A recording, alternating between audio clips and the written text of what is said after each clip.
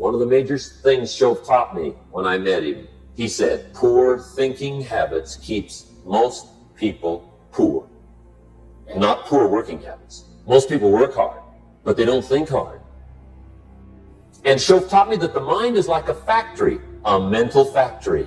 And whatever you think about all day long pours ingredients into this mental factory. And that's what builds the economic, social, financial fabric of your life. He quoted me a Bible phrase that says, as you think, so you become. How awesome. When he talked about poor thinking habits, he had me. I used to start the day reading the morning newspaper. I mean, you can believe that or not. I'd get a cup of coffee and read the paper. I'd load up on wars and riots and murders and stabbings and killings and bank robberies and muggings and car wrecks and tragedies. I'd even read the back pages. I seem to like that stuff for some weird reason. I'd load up on all that, and then I'd start the day. You can imagine the kind of days I used to have. The guy says, I want to be a great leader. Wonderful. The first thing we do is follow him to his house. When we get there, we walk in and check his library, number one. Somebody says, well, why check his library? The reason is because what a man reads pours massive ingredients into his mental factory, and the fabric of his life is built from those ingredients. You would not believe what some people have got in their house to read. You would not believe. One of the best dressed up words I know for a lot of it is trash.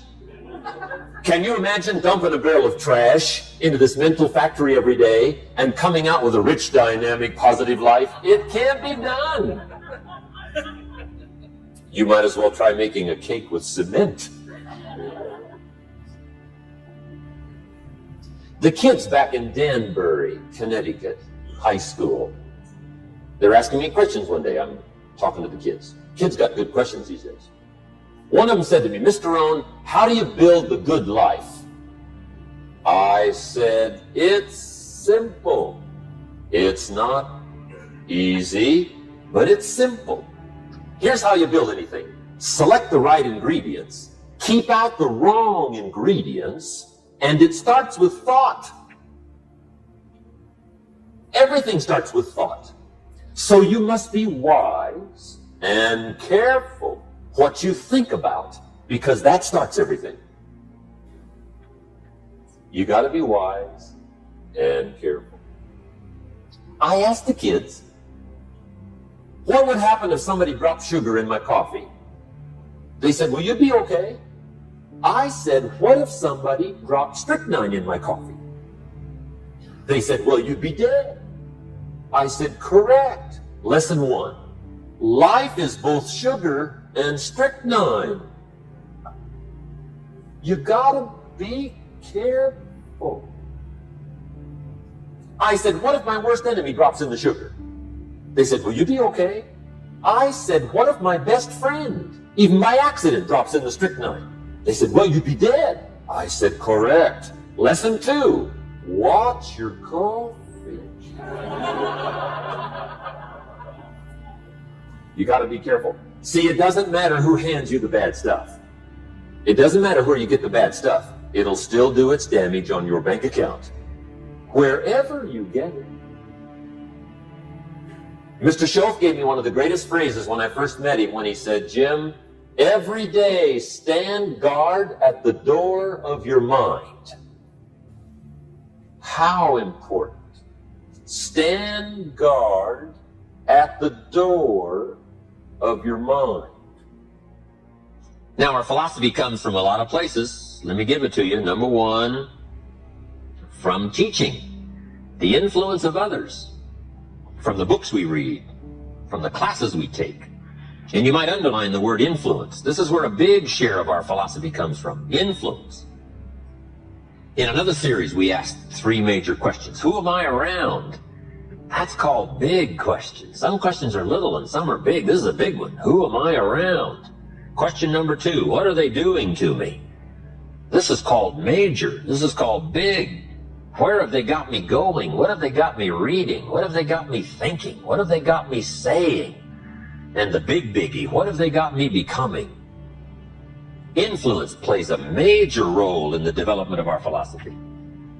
How we think, how we speak, the formulation of ideas, the things we weigh concerning values.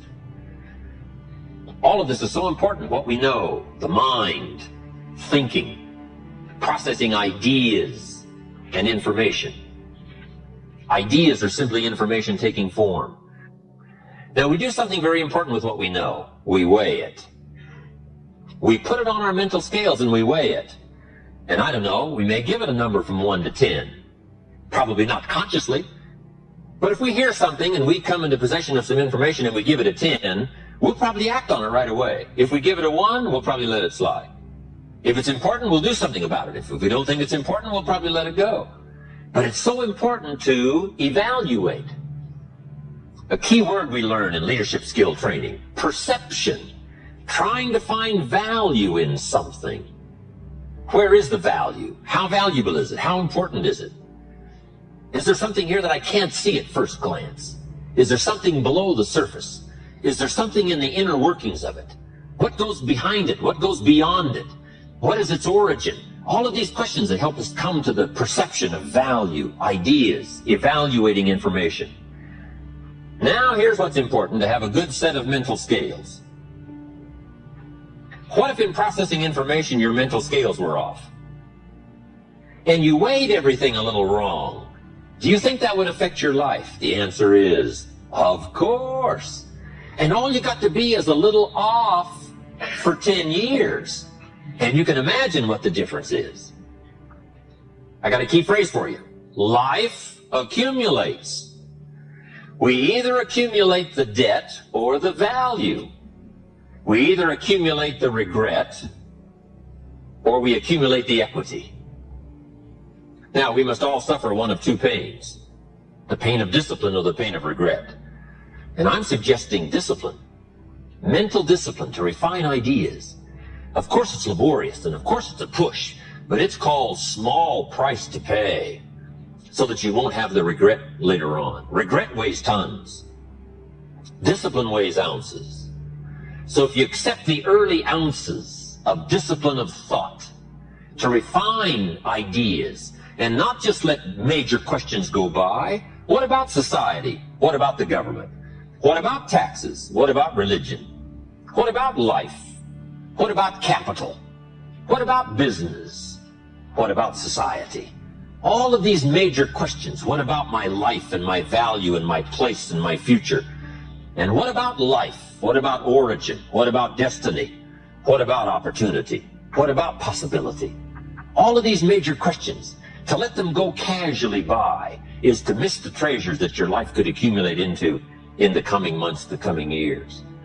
So this is called major. What we ponder and what we think about sets the course of our life. It's like the set of the sail that's taking us somewhere. Let me give you a good question to write down. Where are my thoughts taking me? This is a biggie question. Where are my thoughts taking me? These are some of the things you want to make sure of.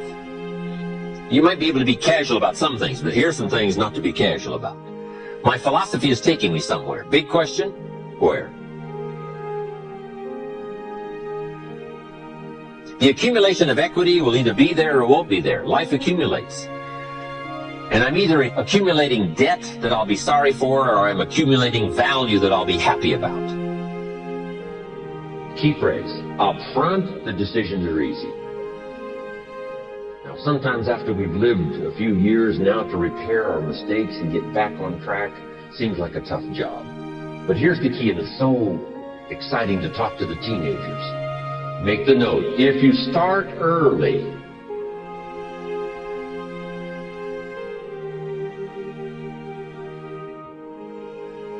the fortune belongs to you. If you start early.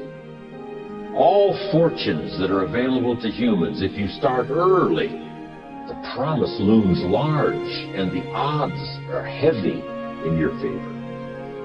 Now, yes, it's possible to do some radical things starting late and still arrive with some good treasures and some good things.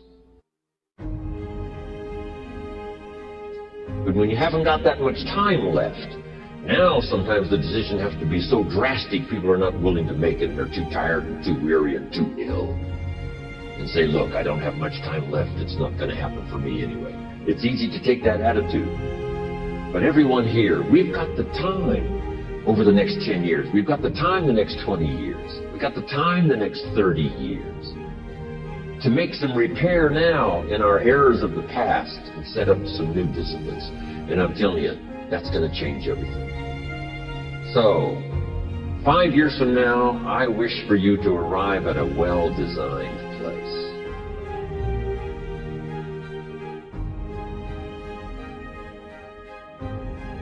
A place of productivity, a place that'll make you feel good about yourself, a place that'll give you honor and respect, a place that'll give you influence to touch other people 5 years from now that you couldn't do today. Where will you be in 5 years? Key phrase, we go the direction we face. We go the direction we face. If you start designing something at the end of this direction, sure enough, you will start going the direction you face.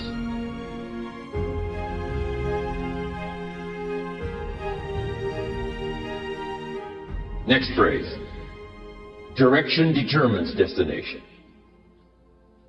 Destination is not determined by hope. It's not determined by wish. Destination is determined by direction. You cannot change destination overnight. You cannot change destination overnight. Which means you can't arrive at a 5 years from now place tomorrow. But here's what you can change today, and overnight you can change direction. And it is so fascinating what a little small change of direction will do. A few decisions in discipline, a few decisions in learning, a few decisions in change of behavior, change of habit, a few decisions in setting goals that you've sort of let drift before. Like I did at age 25, didn't have a list. I immediately started to change that. And I immediately started to change my direction. In less than 7 years, I was a millionaire. And that was just my economics. But I am so thankful for the circumstances and whatever else arranged it for me. Some things are arranged and we don't even know how they've occurred. For you to be here, do you imagine the chain of circumstances that caused you to be able to sit in this auditorium today? It's amazing. This had to happen and this had to happen, and this door had to close and this door had to open. And all of those things, for me to be here, for you to be here, I just didn't drop out of the sky, right? And you arrived here. From all kinds of directions, here we are. And so we just say, wow, part of that's a mystery, and we let it be a mystery. We don't even try to figure it out. We just say, wow, it's incredible. But now that we're here, how could we collectively and individually affect each other's lives? It's by doing just what we've done. Study, learn, teach, shake hands, trade stories, and do all the stuff. So that we can help other people as well as ourselves to make that small journey to a new direction. So jot that down. It's only a small journey to a new direction. Guess how quickly you can change your health? By starting to eat an apple a day. Mama said an apple a day keeps the doctor away. Let's say you've been ill long enough, you've had health problems long enough, and you say, that's it. That's over. I'm going to now start a program. You don't have to really revolutionize your whole health life. Just start with an apple a day. You say, well, is it that simple to change your health life? And the answer is, yes. The key is just to start. You know, you pick up a book on good health, and you get halfway through the book, and it says, now, dear reader, set this book aside, fall down on the floor, and see how many push-ups you can do. And then it goes on to say, and if you have not done that, why not give this book away? It looks like you're not going to do it. Come on, you don't have to radically do something. You can gain momentum and make changes as you go. Just start. Here's what happens when you start a new direction. Self-esteem starts to accelerate. It doesn't take much for you to feel good about yourself. Just committed to a new direction and you feel good. And an apple a day, committed to finally having a health program that'll make you the healthiest you've ever been in the next 20 years, all you got to do is munch on that first apple. And nobody even has to be around you, and you don't have to announce it to the world. But you munch on that first apple and say, this is the beginning of developing a health program that's going to make me so healthy I'll have the vitality to do whatever I want to do for the next 30 years of my life. Now, if you eat an apple the second day, you become almost delirious, saying, wow, I'm on my way. Somebody said, just 2 apples? Says, look, you don't understand. Not only did I do it yesterday, I've done it again today. This is really proving to myself with no audience, no microphones, no nothing, just you and yourself. You've convinced yourself, I'm on my way to the healthiest I ever have been. I'm starting a new life. This is the second day. I'm on my way. That's how easy it is to change your life. You don't need some dramatic vision. Just begin something. And maybe by health or by whatever other things we can think of to do, you just get back on a better track. And you decide what goes into your mental factory. Don't let anybody just dump anything they want to in your mental factory, because you've got to live with the result.